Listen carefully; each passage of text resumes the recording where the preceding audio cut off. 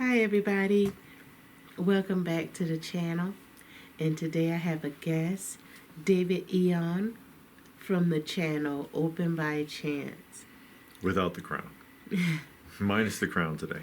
Today we're going to have a discussion, and it's going to be toy confessions and just some things that we've noticed we've done throughout our collecting journey. So the first thing, Okay. impulse buys. We've all made impulse buys. Mm-hmm. And as you know, watching the channel, we both collect quite a few things. We collect toys, we collect statues, we collect records, comic books, things like that. And we both have impulse buys. So impulse is, of course, when you're in a store, you on eBay, you at the flea market, you at the antique mall or yard sale, and you see something and you just gotta have it right now. And then you get back home and you're sitting there and you're like, Why'd I do this? Why'd I buy this? Why did I spend that money on this mess? I don't want this. And then you either keep it because you feel some kind of way because you spent the money, Mm-hmm. or you sell it or give it away. And so some impulse buys I had actually this weekend. Oh no. We went What did you do? We went to the record show, Yes. and I was there and I was like, okay, I'm just going. I just kind of wanted to go at first, and then I got to the point where I didn't care if I went at all. And we went. David did some filming, and I ran into a vendor that I always buy from. Mm-hmm. And he was like, what are you looking for today? Because usually I go, and I got kind of an idea. I'm looking for a certain artist or whatever. And I really wasn't looking for anything. And I told him I'm not really focusing on anything today. I'm just here. I'm just looking around. And he was like, well, how about this? How about that? And suggesting all of these things. And they were good artists because he knows Mm-hmm. me. I've bought from him before. But then, I thought about it. I'm like, do I really need all or want all of this artist? Like, I bought a bunch of Ohio players. I do like Ohio players. It was never my intent to have every Ohio player record. And, I'm not mad because, again, I do like the Ohio players. But again, I don't really care to have every one. So that's an impulse buy. I'm not going to get rid of them because I do like them. Some other things that I've made an impulse on, some toys. When we first started going to shows, we would go kind of far, more than an hour away. Mm-hmm. And then you would see nothing that you wanted. But then you felt some kind of way because you drove 2 hours. Yeah, you have to be careful about that. Yeah. And you're like, man, we done circled this building 5 times and I really don't see anything. But in the back of your mind, you're telling yourself, but I drove 2 hours one way. I'm leaving with something. And then you end up with something you didn't want. That's how you ended up with that Gumby figure. My Gumby. Oh, yeah. Yeah. I remember. Yeah. And we did that when we first started going to shows. And we really didn't see anything. I did it. David did it. And then because we drove so far, we felt like, well, we got to get something out of this trip.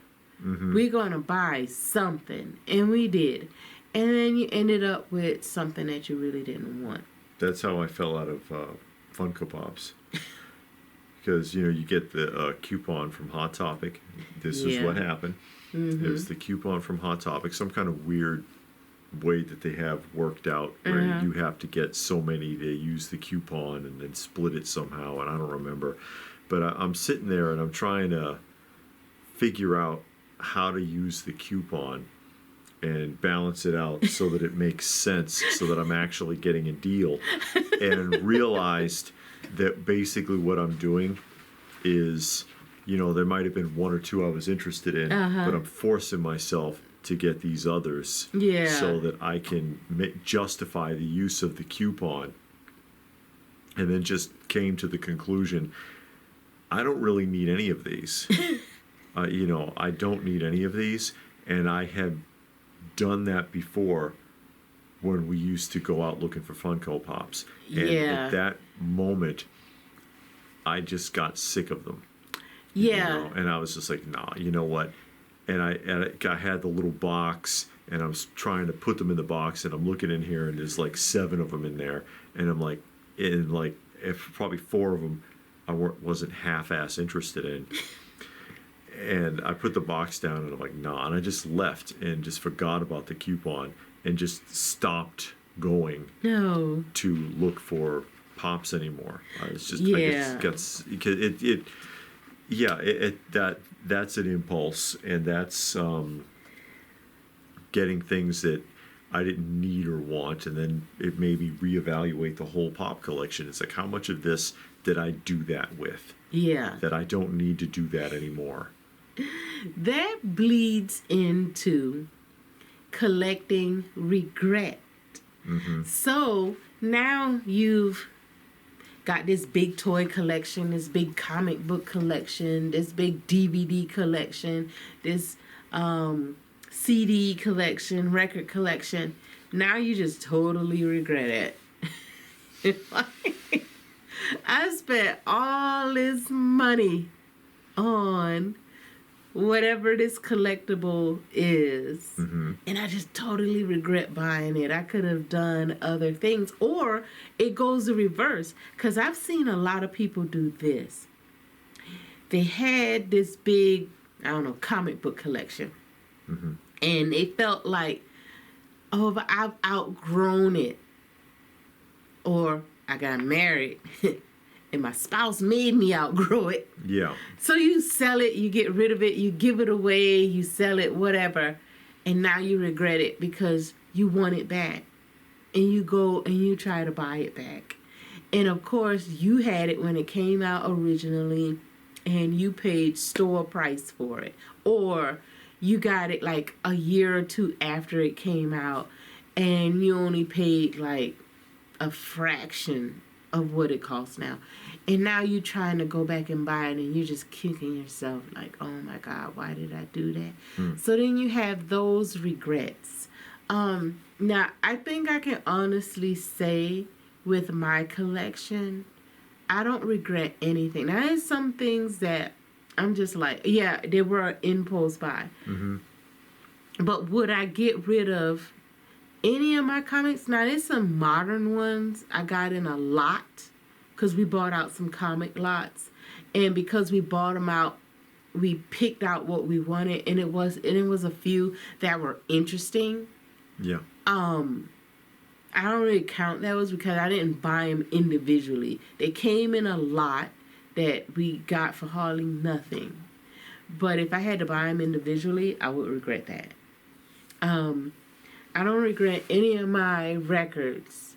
Now, it's been like 2 lots, record lots, I regret buying. Yeah. She felt like she didn't get a good deal, but fortunately I was able to salvage that. I got a good deal for the price and the amount of records, but not for what they were. Yeah. But I was able to turn around and flip them back and get her money back. Yeah. So she, yes, I made her feel better. Yeah. But sometimes you get into a rut where you regret, like, buying some of this stuff. You're looking around your house and you're like, what am I doing with all this stuff? Do I need it? Do I even want this? Am I going, like, you might got this huge DVD collection. And are you going to watch it? We do. We do. And I remember when we were in Illinois and like down the street, it was this pawn shop, and they had DVDs for like what, a quarter or something. They were 10 for $1. Oh, they were like, Yeah, 10 for $10 a dollar. And we would sit there, and I would look at the cover and just go by the cover, and I would watch them all. And then once we moved to this where we are now, you know, we had a lot of DVDs. And David was like, well, go through the DVDs and pick out the ones you don't want. And I went through there so fast because I knew, okay, I saw this already. I'm not going to watch it again. It was okay. Mm-hmm. It wasn't nothing I need to see once a year, once a month. You know, and he was like, once I got finished, he was like, you want to get rid of all of that? And I'm like, yeah. I'm like, yeah. I don't even remember some of it. Oh, I did remember them. And I'm like, that wasn't good. That wasn't a good movie. So, you know, so you get those regrets. But then you get some grails. Mm-hmm. Have you got any grails When? in your collection? Well, that all depends on your classification of grail. Because, you know, some people have different criteria for what they think a grail is. Yeah. For me, I've got some pieces that I think are grails that I'm just really, really happy to have at all, because I know how difficult they can be to track down. Like Yeah. that, who is it? The product people, Trix Rabbit in the box. The one I have in the box is the only one I've ever seen in a box for sale, ever. So it's extremely rare. Yeah. It's extremely rare. I mean, I do have a handful of pieces that I know they don't come up. And was happy to find them at a good price, because you were always deal hunting. If I had to pay top dollar for everything, I couldn't do it. I've talked about that plenty of times. But yeah, I've got a few things that I would consider to be a grail, just because of how incredibly difficult they are to come by. Or like processed plastic Apollo rocket still attached to the card. You can't find those. You know, you just can't find those. And I had one when I was a kid, so that was a big deal for me. Yeah, so, you know, you come into these grails, these things that you've always wanted, and you get that high, that feel, and then you got it, and you just can't part with it. So those are some good things to have, to find, especially if you find it in a while. You're at a show, God forbid you find it at like a thrift store. Oh boy, you hear those stories about people went to the thrift store and found like the strawberry shortcake house. I think they're lying on those Facebook posts, because I never see crap at the thrift stores. I remember somebody told me they were at this thrift store. It was Goodwill. Okay. And they found 5 strawberry shortcake houses. I don't believe them. I don't know. Good for you. I don't know one way or the next. Okay. But yeah, grails, awesome. We found some grails at shows mainly. eBay, yeah. Never at a thrift store or a flea market or something like that. Not anything major, no. Never anything major. But it is great to find them. And then that bleeds into your rare finds. It might not be a grail, but it's some rare things that you find and you add it to your collection, and it makes your collection more, I guess, desirable, or I don't want to use the word envious, but people are just like, wow, you got that. Oh, man. You know, that's really cool. It's those pieces that are out there. And for you, it might not be a grail, but for somebody else, it is. And you have those things. So those are always great to find. Those rare pieces. And just because it's rare doesn't mean it's expensive. Yeah. And that's another thing that you have to remember in your collecting, and no matter what it is, it could be a comic book, it could be a record, it could be a toy, a DVD, whatever. Just because it's rare doesn't mean it's expensive. Yeah, I've got a few things that are impossible to find, and they're not terribly valuable. Yeah. You know, And the last thing we're going to cover, what's that? the storage chaos. Oh boy. Once you get all of this stuff, where on earth do you put it? How do you display it? Mm-hmm. How do you store it? And we're not even talking about in the box, out of the box. We're not even talking about that. It's just, if you're in the box, how do you display it? How do you store it? If you're out of the box collector, how do you display it? How do you store it? And you have a lot of different things. Again, with your records, are you going to put them in the plastic sleeve? Are you going to just put it however, with the jacket? Do you put your comic books in bags and boards? Are you going to put your boxes and your toys in clamshells? I mean, it's like, how do you display this stuff? Are you going to display them on bookshelves? Are you going to buy those little IKEA cubicle things, those Detolfs or Maji cases? It's a lot involved. Yeah, there is.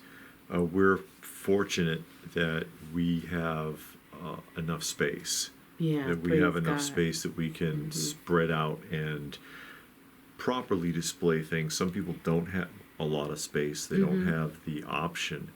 And there are people who keep things in a storage, and you do have to be careful with that because there has to be climate control or you risk damaging a lot of the product. Yeah. We think about that with that one poor guy in Illinois who had that Funko collection. He's had thousands of them, and he was keeping them in a storage Locker. He told us, we met him when we were big into Funko, and we went on our Funko hunt, and we were at Walgreens, and we met this guy.